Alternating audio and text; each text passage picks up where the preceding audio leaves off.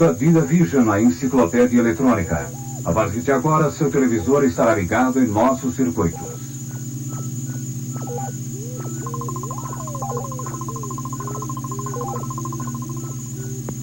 Informação solicitada, o calor e a temperatura. Sua solicitação está sendo processada por nosso computador central. Estamos entrando no arquivo Física. A invenção da máquina a vapor levou a civilização à Revolução Industrial e fez com que os cientistas examinassem mais de perto o calor e a temperatura. Assim nasceu a termodinâmica, a ciência que estuda as aplicações do calor.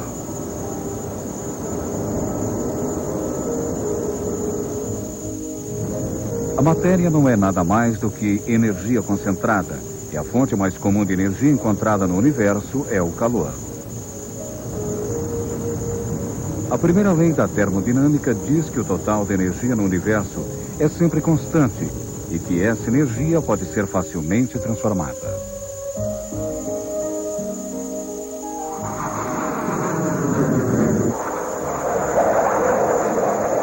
A energia térmica é transformada em energia cinética por motores de avião ou de navios e também em energia elétrica por usinas termoelétricas.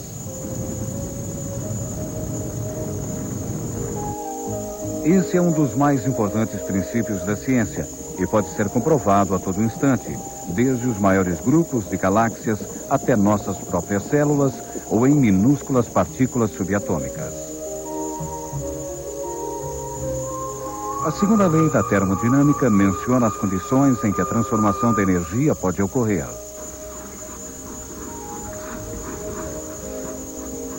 Ela afirma que o calor flui naturalmente de um corpo quente para um corpo frio, mas não vice-versa. Esta segunda lei diz também que o calor não pode ser transformado em trabalho com 100% de aproveitamento. Isso porque parte da energia produzida em toda a transformação é dissipada no seu meio ambiente. E apesar de não ser propriamente uma perda, não é mais capaz de produzir alterações. As melhores usinas termoelétricas de hoje, por exemplo, podem transformar apenas 1/3 da energia contida nos combustíveis em energia elétrica. O restante é dispersado na atmosfera. A segunda lei da termodinâmica também afirma que em qualquer sistema fechado, a desordem aumenta com a passagem do tempo. Todos sabemos que é mais fácil desmanchar do que fazer, desarranjar do que arranjar, quebrar do que construir. Gastamos muito menos energia para quebrar uma garrafa do que para fazê-la. Na física, esta desordem é chamada de entropia. Ela mede as quantidades de energia que são dissipadas em contínuas transformações e não podem ser mais recuperadas.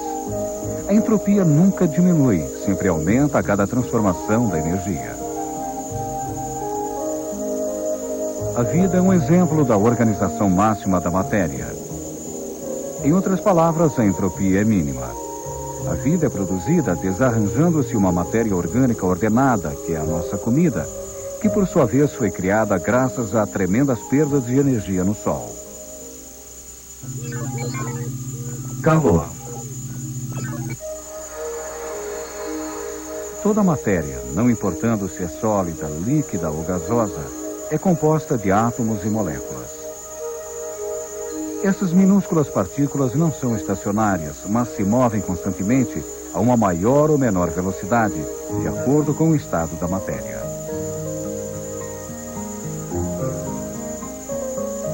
Cada vez que aquecemos um objeto, suas partículas são aceleradas e seu corpo aumenta de volume.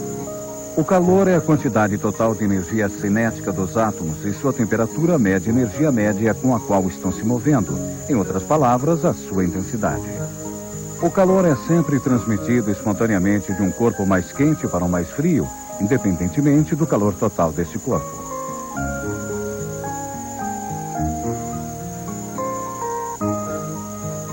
Quando um termômetro entra em contato com um corpo mais quente, as partículas mais rápidas do corpo quente colidem com as do mercúrio, aumentando também a sua velocidade. Em consequência, o mercúrio se expande. Exceto nos Estados Unidos, onde a temperatura é medida na escala Fahrenheit.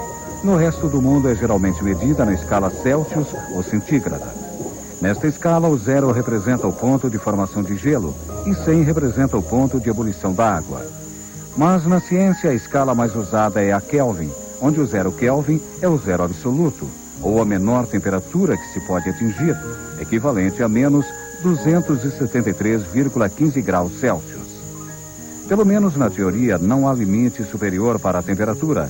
Quanto mais depressa as partículas se moverem, mais alta será a sua temperatura. Entretanto, o limite inferior da temperatura é o zero absoluto.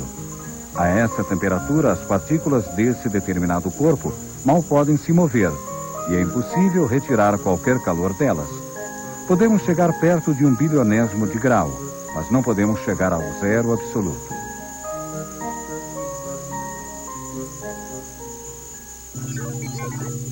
O calor e a matéria.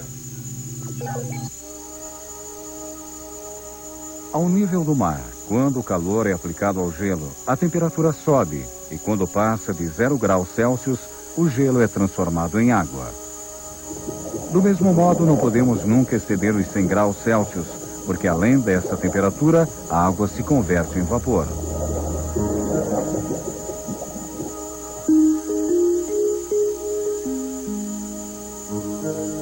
Um aumento de temperatura produz uma mudança de estado nos corpos.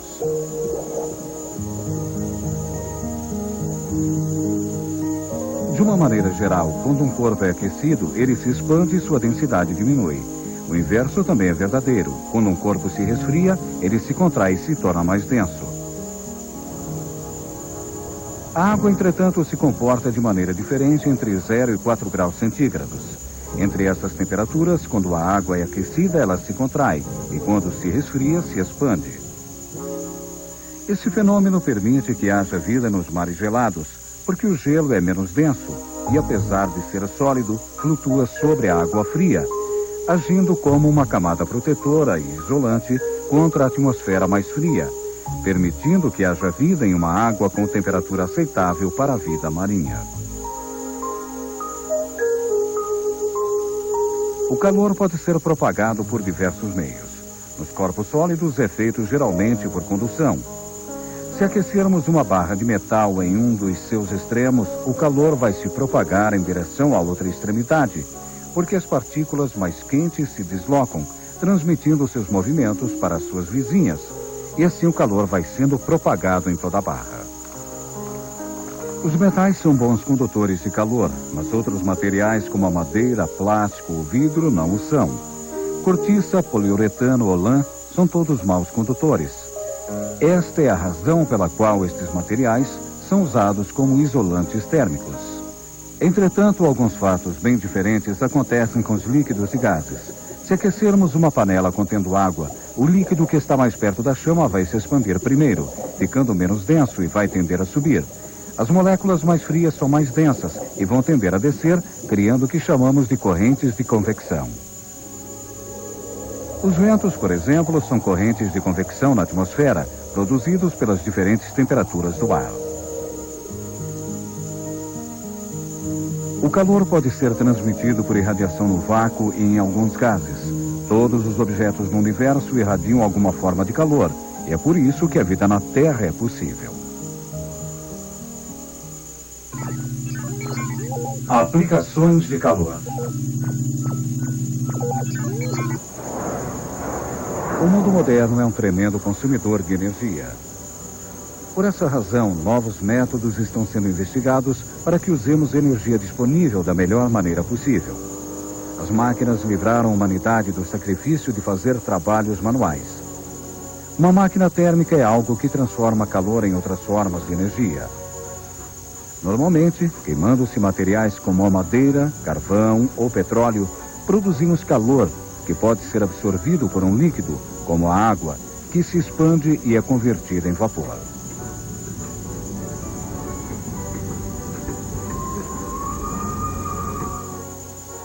Esta dilatação move certas partes da máquina. Em outras palavras, ela produz trabalho. Quando o gás fica mais frio, é convertido novamente em seu volume original, e a parte da máquina volta à sua posição anterior. Este processo se repete continuamente. Geladeiras são máquinas térmicas que funcionam ao contrário das máquinas tradicionais. Nas geladeiras, um líquido com um baixo ponto de ebulição é usado. Quando se expande, se transforma em gás e produz frio, absorvendo o calor do seu interior. Esse gás expandido é novamente convertido em líquido por um condensador que dissipa o calor que absorveu na atmosfera. Um motor move este líquido no interior da geladeira e o processo se repete indefinidamente. Um fenômeno fascinante ocorre em alguns materiais. Quando a sua temperatura chega perto do zero absoluto, toda a resistência elétrica desaparece. A isso se chama de supercondutividade. O maior desafio da ciência agora está em descobrir supercondutores que funcionem à temperatura ambiente. Hoje em dia, supercondutores são geralmente fabricados para serem usados em ímãs de enorme capacidade, colocados em aceleradores de partículas.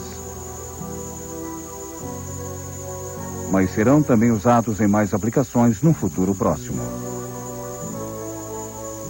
Eles vão aumentar a capacidade de memória e a velocidade dos computadores. Trens irão andar em suspensão magnética. E na medicina, aparelhos de diagnóstico magnético serão muito mais baratos. Nas instalações elétricas, os supercondutores eliminarão a perda de energia no transporte e no armazenamento da eletricidade.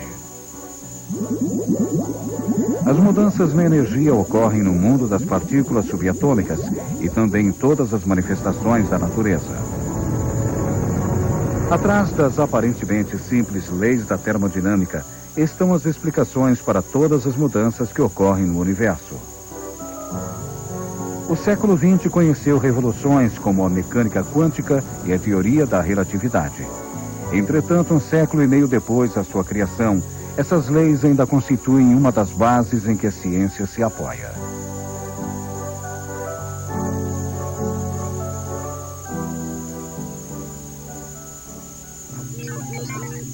Sumário.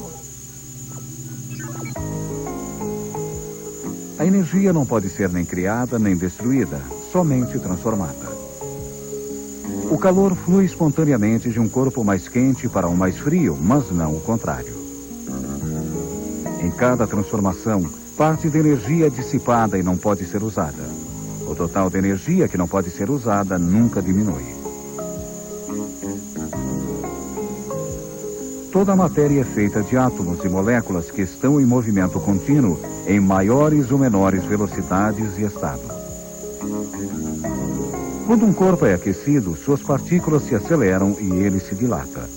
Quando um corpo quente entra em contato com outro mais frio, acontece uma transmissão de energia do mais quente para o mais frio. Por essa razão, as partículas do líquido no interior de um termômetro aceleram, fazendo-se expandir e subir na escala graduada.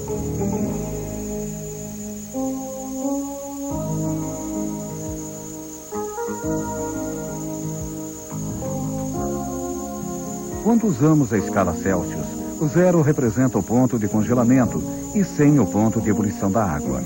Na escala Kelvin, entretanto, o 0 representa o zero absoluto, que é equivalente a menos 273,15 graus Celsius.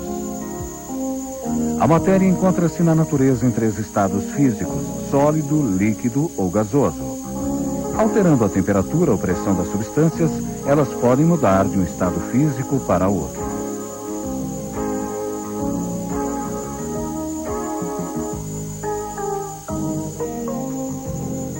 Nos corpos sólidos, o calor é transmitido por condução. Se aquecermos uma extremidade de uma barra de metal, veremos que o calor caminha pela barra em direção à outra extremidade.